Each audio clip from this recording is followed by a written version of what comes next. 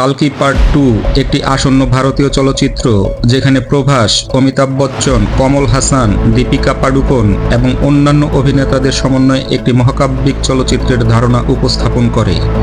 কালকি part 2 সিনেমার কাহিনী সম্পর্কে আনুষ্ঠানিকভাবে কোনো তথ্য প্রকাশিত হয়নি, তবে ট্রেলার থেকে ধারণা করা যায় যে এটি একটি মহাকাব্যিক কাহিনী নিয়ে নির্মিত, যেখানে দেবতা ও মানবের মধ্যে সংঘর্ষ, অতিপ্রাকৃত শক্তি এবং ন্যায় অন্যায়ের লড়াই প্রাধান্য পাবে।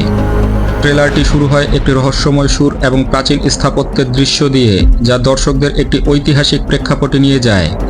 এরপর প্রভাসের চরিত্রকে একটি যুদ্ধক্ষেত্রে দেখা যায়, যেখানে তিনি শত্রুদের বিরুদ্ধে লড়াই করছেন।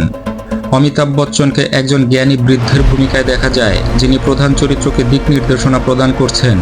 কমল হাসানকে একটি শক্তিশালী নেতার ভূমিকায় উপস্থাপন করা হয়েছে, যিনি একটি বিশাল সেনাবাহিনী পরিচালনা করছেন। দীপিকা পাডুকোনকে একটি রহস্যময় নারী চরিত্রে দেখা যায়, যিনি প্রধান চরিত্রের সাথে গভীরভাবে জড়িত। ট্রেলারটির ভিএফএক্স এবং সাউন্ড ডিজাইন অত্যন্ত চিত্তাকর্ষক, যা একটি মহাকাব্যিক যুদ্ধ এবং অতিপ্রাকৃত ঘটনার আভাস দেয়।